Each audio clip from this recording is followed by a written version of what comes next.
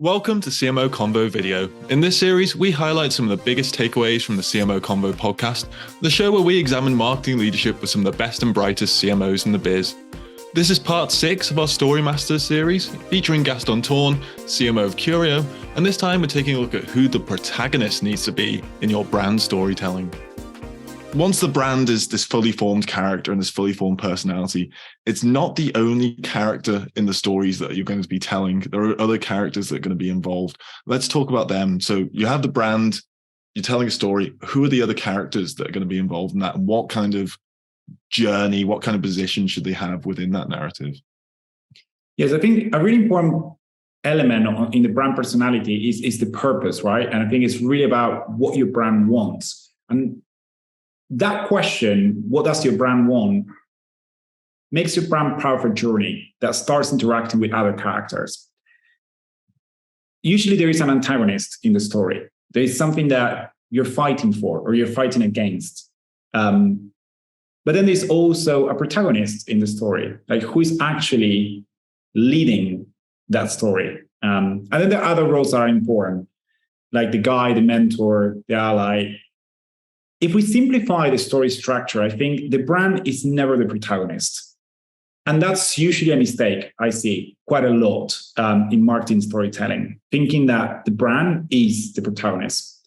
No, the main character of your story is your customer, is the user, it's whoever is your potential audience. The antagonist is what is kind of like the obstacle, the problem. What are they fighting against or fighting for? And you're just there as a brand to be the ally, the mentor who is helping overcome that antagonist. This doesn't mean that the antagonist has to be someone. It can be something internal. So if I think like, brands like Headspace, the antagonist is really the mental health crisis. It's what's going on with anxiety.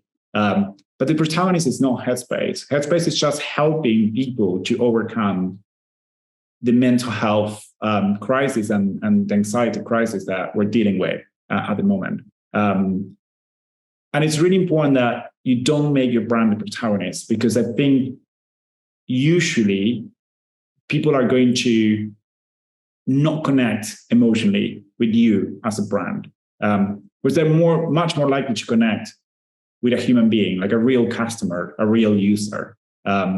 A brand is still something quite abstract. It's not necessarily a human being. And I think as human beings, we always relate much more to other humans. I think 99% of fiction, 99% of movies, they're all centered on human beings. And I think there's a reason why. We are human beings. It's much easier to relate to it. Even when we tell stories about, that famous short story from Virginia Woolf that is told from the perspective of a dog, the whole story is centered around how human beings interact with that dog.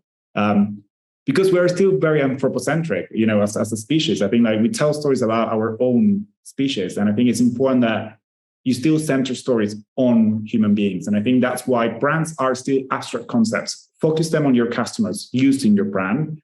Or perhaps sometimes, of course, you can make yourself as a protagonist when it's the founder story, when it's something that is a bit more tangible. It's really as a founder, I created this company or this product because I want to overcome X obstacle.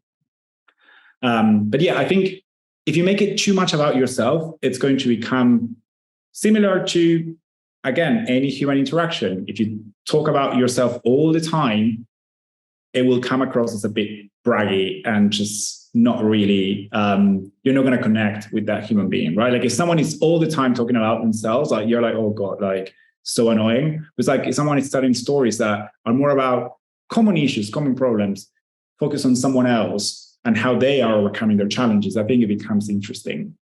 And this narrative of the protagonist, the guide, and the antagonist, that is almost at the core of some of the oldest storytelling that we know of. It's King Arthur and Merlin. It's Odysseus and Athena, it's Luke Skywalker and Obi-Wan Kenobi. And these elements and this way of telling the story has resonated throughout history. There's a great book about it that I love. I'm not going to go into too much detail about it because it's fairly detailed. It's called The Hero with a Thousand Faces by Joseph Campbell. And he lays out these elements of this hero's journey that he calls it, and how the protagonist travels through, and how the antagonist affects him, and how the guide or the mentor helps the protagonist along the path. And I think looking at certain elements of that can be really, really helpful in terms of how you think about how your customer story or your protagonist in your story can move through your marketing, and the sort of challenges that they might need to overcome, and how they can be told and how that can be displayed on the whether it's in an advert or whether it's in a printed piece or something like that. I think there's a lot of different ways of how we perceive how the protagonists are supposed to behave and how they're supposed to be helped along. They're almost built into us on almost like a DNA genetic level. Like it's a very, very, it crosses a lot of cultural boundaries, this idea of the protagonist and the mentor and the antagonist. And I don't know if you've got any other examples you'd like to add. Yeah, I think it kind of goes back a lot to this quote that I always mention from John Le Carre. I love it because I think it's very simple, but it kind of tells you why the antagonist particularly is so important. John Le Carre said, the cat sat on the mat is not a story, but the cat sat on the dog's mat is a story. And I think it's really important to think, particularly in brand storytelling, who is the dog? Because probably the two biggest mistakes I see in marketing and brand storytelling, one is there is not a dog, there is not an antagonist, which basically makes your storytelling a bit bland. The second mistake I see is making your brand the protagonist rather than the ally. So it's super important that I think you clarify who is the antagonist. And secondly, you make sure that the story is focused on a human being and you're just the ally helping that human being overcome challenges.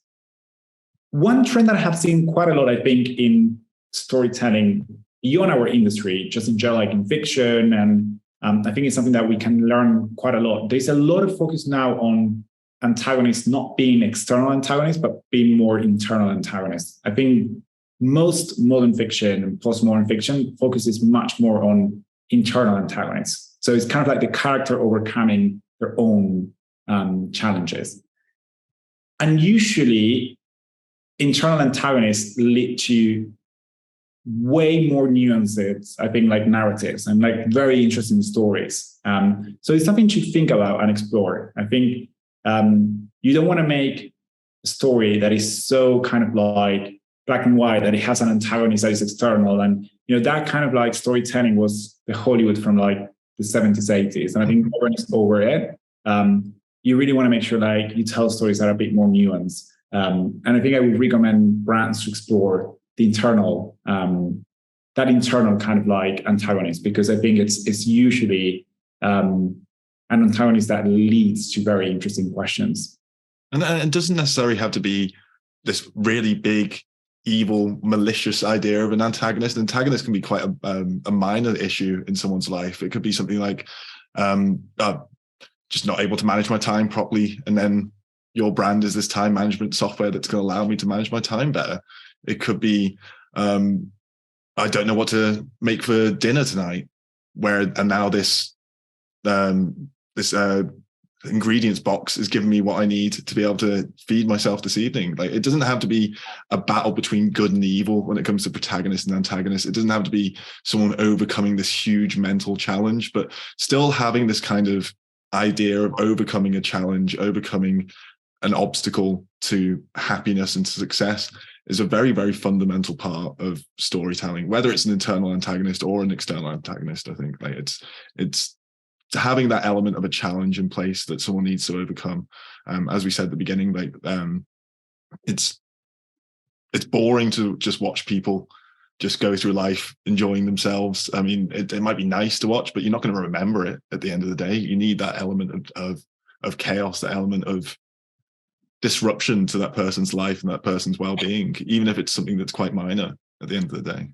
Completely, yes. I think also that antagonist can be maybe someone or something that is out there. And I think you can almost like build that rapport with your customer by aligning that sentiment of like who is out there that maybe is affecting both you as a brand, but also affecting your potential customer. I think like a really good example on that one comes from Pepsi. I'm from Argentina, and we are like in the World Cup, so everyone talks a lot about football. I think not just in the UK, but in Argentina, it's like massive football fan country.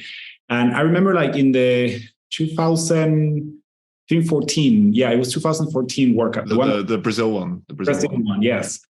Final match was Argentina versus Germany. But for Argentina, the only important thing about that match is that it was in Brazil. So of course, Argentina wanted to win in Brazilian territory and didn't. In the end, like Argentina lost in penalties against Germany. It was a very close match.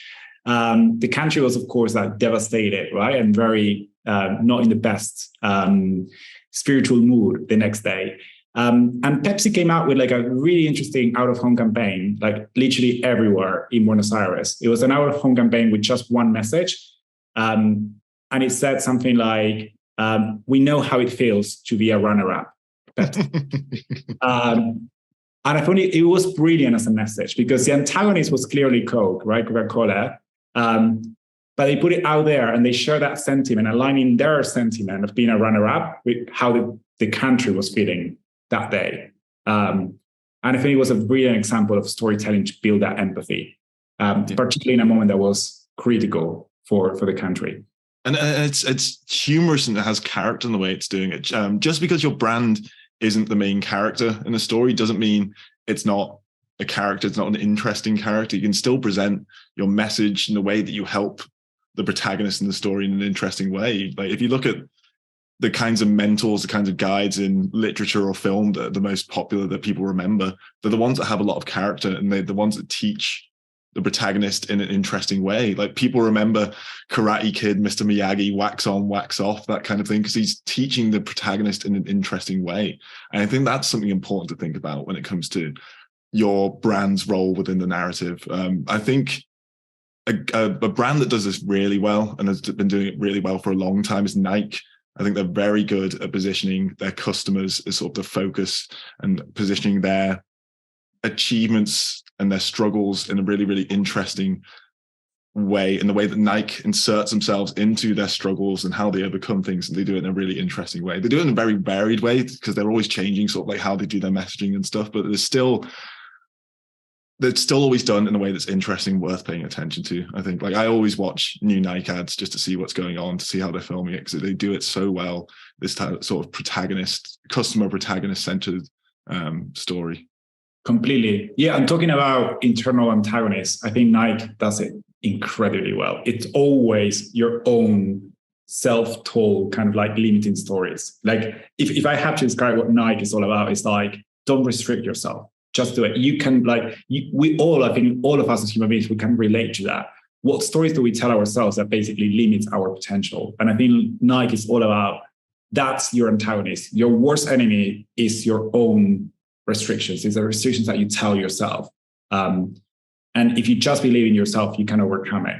And I think that's why it's such an inspiring story. And why as a brand, they have resonated so well with so many people, because we can all relate to that. And it's an internal antagonist that I think gives you a lot of storytelling richness. I think there's so many stories that you can tell around those self-limiting stories. I mean, Nike has done it almost to, they've almost gone too far with it. And sometimes in some of their older adverts, there was an advert, I think it was from the early 2000s, where the antagonist was a giant belly chasing a man down the street. It was in the UK, and they had the song "Belly's Gonna Get You" going on, and there was quite a lot of complaints and stuff like that because it was quite a disturbing advert. But people remembered it as well because it had this interesting story and it had this interesting antagonistic force in there. So yeah, be experimental in sort of how you display this antagonist, how you represent the challenges in people's lives that they're going to be overcoming, because just because you're doing it in an interesting way doesn't mean it's not a relatable way.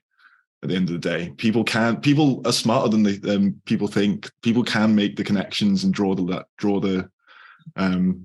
line between certain ideas and see the metaphors that you're trying to tell there. You need to trust people with the narratives that you're telling to them and be able to recognize their own challenges and be able to empathize with people. Completely. So what other brands should people be looking at as examples for great protagonist-driven stories? I know we said we weren't going to mention John Lewis before we got to this, but that is a great example. I do recommend people go check out the new advert, but we won't go into too much. I think people are getting sick of us talking about John Lewis, but who are some other ones that people should check out? I used to work for Google, and I think a lot of Google's storytelling is really inspiring, but particularly I love some of the Google Translate stories, because I think what is beautiful about Google Translate is that mission is quite clear, I think, in terms of like building bridges. But some of the stories that they decide to tell are incredibly powerful, and it really brings a functional product to a complete different emotional lens. This one story that I recommend everyone watching, like you can go on YouTube and then find it. It's called Mahir's story. So Mahir, he lived in Iraq.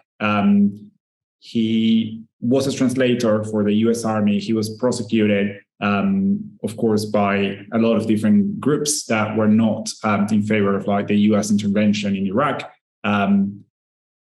And the way that he actually managed to get into the US Army as an interpreter is because he learned English using Google Translate. And this is a real story. This is not like a fictional story. It's like, and again, like this is another piece of advice I would have for most brands. If you already have customers, don't create any fictional stories. Just go and speak to your real customers and users. They're always going to just inspire you to a level that not even like your wildest imagination is going to take you. And again, this is a real story. So Mahir like was in Iraq. He learned English literally using Google Translate. At some point, like even like his dad was almost killed by some of the groups that were against the US intervention in Iraq. But by using Google Translate, he built new bridges like with different culture. And he saved his family and himself by migrating to America. And I think in this new culture, like he's found that Google Translate allowed him to integrate in a much better way by being able to translate every single word. It's also quite inspiring because the way that he used Google Translate was like every single day searching a different word and then noting it down in a notebook. So he would be going to Google Translate, saying something like, "Thank you," in Arabic, translating it to English, noting it down in a notebook and practicing it. And I think it's a very inspiring story because, again, Google Translate can be a quite functional product. But I think this story really brings a new emotional element to this. And then one of the best things about Mahir's story as well is that it's told in his words. So it fits into the narrative that Google is telling with Google Translate. The fact that Mahir was able to learn from Google Translate is what is allowing him to tell this story in the first place as well. So it's done very, very well, that one. And you don't even see the Google logo at all until the very end. It's all Mahir's pictures, Mahir's story. You see his notebook, you hear him talking about Google Translate and how he's used it, but Google is not the main part of the story at all. It is Mahir and his journey that is the story. And then it gets to Google at the end. And then you're like, look at what Google can do. I'm really inspired by this now. I'm really emotionally connected. They've done it really well there. I was very impressed by that example for sure. I think another one that's doing it quite well at the moment is Airbnb. I think their adverts are very good in that respect. It's all about the experiences that people are having on their holidays, on their vacations. The actual place they're staying isn't that big a part of it. And Airbnb only comes in at the very end of the adverts as well. It's all about the experiences that these actual people are having on holiday based around their holiday pictures and their holiday snapshots and the experiences they have on these vacations and these holidays that Airbnb has facilitated for them. It's not about it's dead easy to book or it's dead cheap or you can find all these cool places to stay. It's about we can give you a great experience on holiday. And that's what people want from these kinds of vacations. Like, I think we've moved away from the idea of people booking holidays based purely on like how nice a hotel is and stuff. People want to know what they want what they can do when they get there. I think that's something Airbnb is doing really well at the moment. Completely. Yes. I think Airbnb is a really good example as well of like translating perhaps a functional, because in the end, most products are functional, but really bringing the emotional side of that product. In the end, it's short-term rentals, right? If we talk about Airbnb in a functional way, the same as like Google Translate is just literally a translation app, right? That's what the product is. But it brings the emotional side of that functionality to a point that really elevates the brand. And that's what brand storytelling should always do, is elevate the product into something much more meaningful than the functionality. Want to know more on what it takes to be the ultimate marketing leader? Make sure you like and subscribe to this channel for more insights straight from the biggest marketing minds around. Visit CMOalliance.com for even more resources to take your CMO career path to the next level.